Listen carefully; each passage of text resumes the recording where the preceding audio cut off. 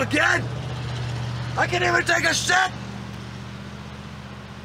You want to talk about the Grudge, I'd say, huh? What do you want to know about the Grudge? And Kyoko and her family? Obsessed over Bill Pullman? He was no professor. He was in Spaceballs! They say that when you die, in a manner of rage and unholiness, your spirit comes back, much like what happened in here. Let Mike and Jay explain it more. Micah, get away from that basketball! Hello.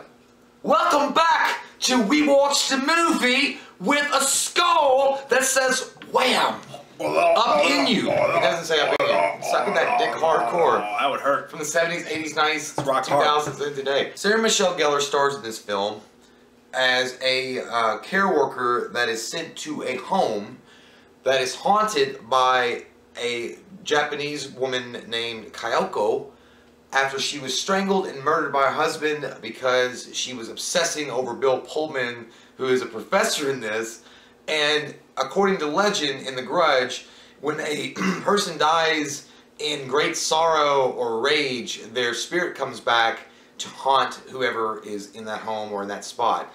Basically, if you've had taco night and you have a shit that's really bad, that will haunt the air for years to come. I got some history for this movie, man. I watched this in the theater when it came out and fell the fuck asleep. I mean, instantly.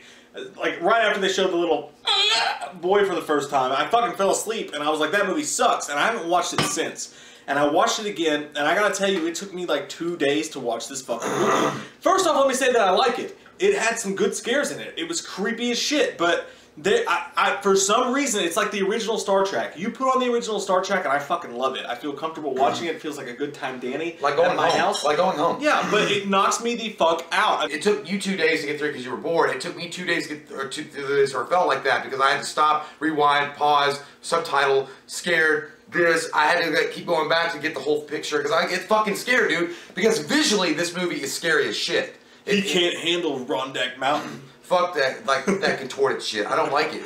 But it was like I had to look up her picture, like how she looked in real life, and then I had to look up puppies and like Barney and things like that. Damn, dude, nothing scares me that much. Hey, man. dude, what does the strangers and shit scares Not you? that much. I can still just watch it. I don't give a shit. This scares me. I don't know why. I don't know what it is about these specific movies that like terrify me to a point where I'm like psychiatric care. Like I would cross it, but. Gotta buy a new pack of But underwear. it was, you know what? Ninja Turtle underwear. Well, they're G.I. Joe. But the thing is with this is it's First off, though, do you remember those? You remember those little whitey tighty underwears that had like the screen prints of whatever icon on it? It's like G.I. Joe's. There was like 18 like G.I. Joe's. I used to have them. They had like the ninja ones, and then you had like the Ninja Turtle ones. I peed the shit out of those Ninja Turtles one, man. They had each of the Ninja Turtles like doing this. Those little whitey tighties. There was a storm. I woke up, I peed my pants, and I never had Ninja Turtle underwear again. Go on with what you're saying. Thank you for sharing that. I feel less comfortable talking to you. I didn't pee the bed a lot. I just remember specifically peeing those Ninja Turtle underwear. I almost peed the bed in this one after this movie. I don't know what it was. After this movie, I like would close my eyes and see this bitch's face. Anyway, so that was last week. This was last week. I was like, I should have never drank that much. But so yeah, this movie, it's cool. I mean, like as far as story though. Like watching it now and experiencing it and going through it, I gotta say it's a little weak. It's a little weak sauce. It's not as good as I remember it being. Now, what I will say about this movie that is awesome is I mentioned the visuals. Like the visuals and how they do the scares is really well done. But it's different as far as what The Ring does, because in this one, The Ring is more of a slow burn all the way up to where they need the payoff. And it's done more artistically, I guess. I know that's not really what we should say about these kind of movies, but it feels like it's done with more care. This one's like, bang, bang, thank you, ma'am, turkey's done, fucking scare, 30 minutes in. Like, it's fucking like non-stop. And it's like, but I mean, it was enough to get me scared. Like, I mean, my hands are sweating, I was clammy, I was in like anxiety. I was like, I should be on Zoloft's. Like, these things were going on. Well, for this, anyway. But it was definitely during this film that I felt very anxious because they were doing these jump scares so quick, and it was like a lot of stuff was being thrown at your face, like a bukkake film, just things coming at your face. Jay's favorite genre. And here's the thing: you go back, and it felt like a repetitive thing for so long in this movie because like it was like, okay, there's this woman in this house, there's some haunted shit going on. First off, you get from the get go, the girl who's in the house gets pulled up, fucking graveyard digger style or fucking Undertaker style. She gets pulled up into the fucking ceiling, and it's like, why'd you even go investigate that far? Are you stupid? What? But then it's repetitive at one point because then Sarah Michelle Gellar goes to the house and then she turns out missing. And then Sam Raimi's brother, by the way, Sam Raimi produced the remake of this. Cool. Sam Raimi's brother, who's awesome in everything. He just has that face, man. Sam Raimi's brother just always looks like he just got out of like the best shower ever. Like he just stepped out of the shower and his hair's still wet and he looks really clean and it looked like he like worked in a coal mine for 2 days and then just had the best fucking most refreshing shower of all time. I don't know what it is about the guy's face. The best shower, and he comes in and he says, I'm going to make a difference today. I'm going to be #1 at work. He looks great. He's like that guy. 5 o'clock shower. You know what, you're right. He does look like that. He looks like the guy that you want to be every morning when you wake up for work, whenever you do. He's like, today I'm going to make a difference. Exactly. And he keeps sending people into this house, and it's repetitive. One person goes into the house, the woman's like, oh, and then the next thing you know, the ghost shows up, and then the next girl goes in, and the woman's like, oh, and then the next ghost shows up. It's a porn in certain ways. Like the next guy just comes in, bangs the ghost, and walks out. But it's the same thing over and over again, so it gets a little bit repetitive, and then finally they go outside of that house, because I think just being in that house over and over again with the slow camera movement and that slow music, even though there's scares in this movie, visually is badass. I think it's great. Even though that little kid, and this is my main problem with the film, is how the fuck do they kill people in this movie? Because all that happens is you never really see anybody die, which is cool. It adds its own horror effect to it. But when they show it, the kid just pops out and he's like, and then someone's fucking dead. I mean, you never see it happen. So I'm always like, what did he do? Did he just get close to her face with fucking gingivitis? I don't understand. That little boy was choking on a Lego.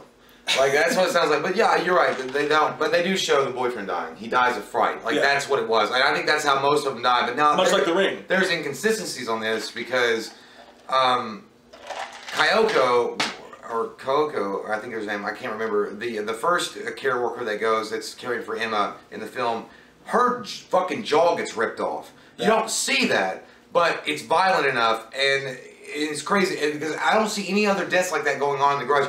And then the detective gets drowned by Takai, or Takai, I'm sorry if I'm fucking these Japanese names up, but the husband that's the first and only time you ever see him in this movie.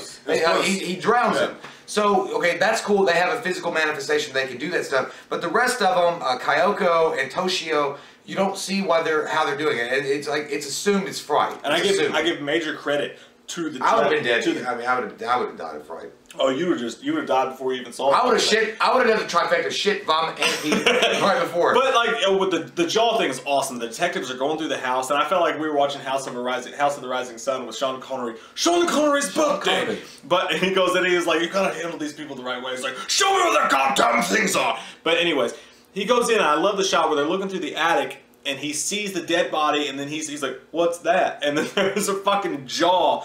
And they did such a good job with the visuals in this movie. Like that scene right there, the camera shows the jawline ripped out for a second, but they don't circle in on it, they don't hone in on it. The camera goes to black really quick, so you just get this quick lasting imagery, and your brain takes over from there, and they do such a good job in this movie with that. Like when she's going through the elevator, and that little fucking kid is in every floor, like, it's fuck that shit. It's so good. It's so fucking good. The way that they do every time that bitch doll pops up and it's like, it's so good, and it makes up for so much shit in this movie.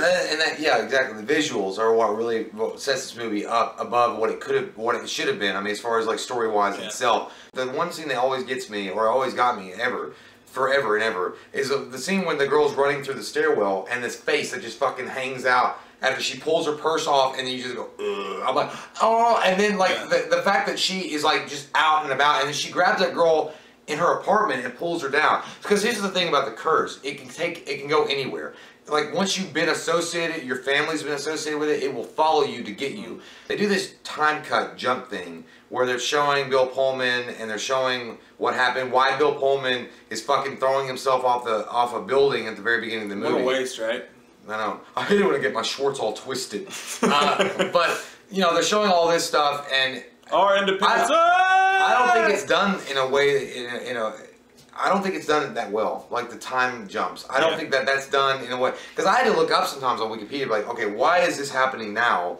And who is this? And who is that? Confusing. Yeah. And sometimes it gets a little especially confusing. if you're asleep halfway in. Like, but Bill Pullman, like he's kind of wasted because you see him and you're like, fucking Bill Pullman, goddamn president of the United States, and then he's like, bye, look, Wendy, I can fly. I cannot believe they got him to agree for 20 minutes total. He's so great, movie. dude. He's so underused and underrated in everything that he does. But yeah, there's those sequences, there's those shots that are legendary, and they do it so well by one.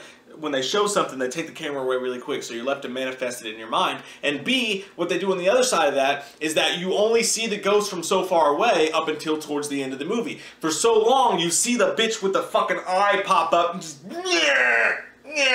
pop up, and you're like, fuck!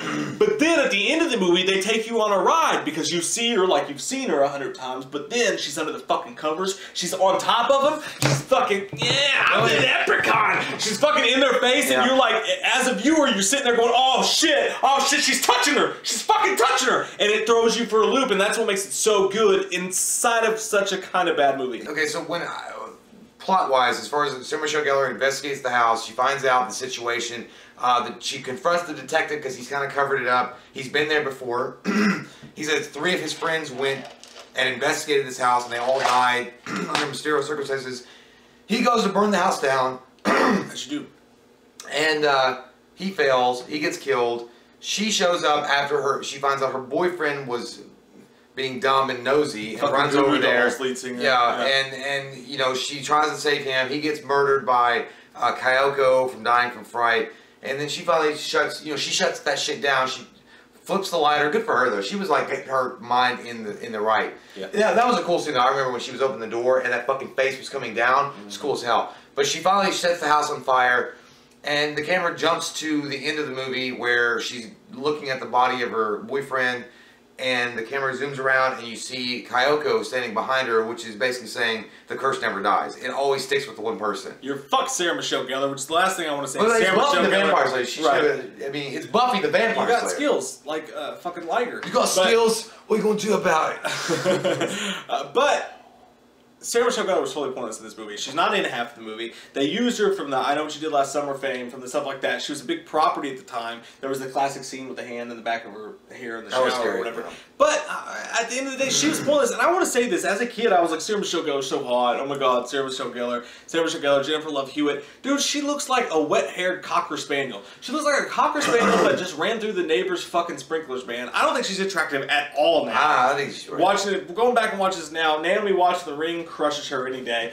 She does. That's the question of the day. But I mean, goddamn, dude, you just compared her to a goddamn Cocker Spaniel running through wet dog. I don't. At other times, she's hot. Cruel Intentions, fucking goddamn. But in this, no. Until she gets wet, and then she looks like a Cocker Spaniel. No, it's just the way she looks in this movie, like that wet curly hair, and she's like, ooh. I just don't like it. I mean, that ooh, you can still fucking do it. Question of the day, comment down below for the gentlemen out there: Sarah Michelle Gellar or Jennifer Love Hewitt from those fucking 90s, 2000s movies. For the girls. Since there might be like 1 or 2 watching. Bill Pullman or Randy Quaid? Dennis Quaid. Dennis Quaid. Dennis Quaid. Randy Quaid. Dennis Quaid or Randy or Bill Pullman. I was gonna say the main guy in this or the main guy in The Ring, because they're both kind of douchey. They're both douchey goo-goo dolls. But they're definitely like up there. My band's gonna make it for girls. So comment down below. Let us fucking know. We love your faces. By the way, this is a 7 for me. What do you give it? Oh yeah, we didn't. I'm gonna do like a 6.5. Yeah. Oh, less for you. Wow. It was surprising. The Ring scared me more. Surprising. And also, what movie fucking knocks you out the second you turn it on? Like it or hate it, it just puts you to fucking sleep. Comment below. Let us know. We love your fucking faces. Until next time, guys, click that subscribe button and get some motherfucking wham up in you.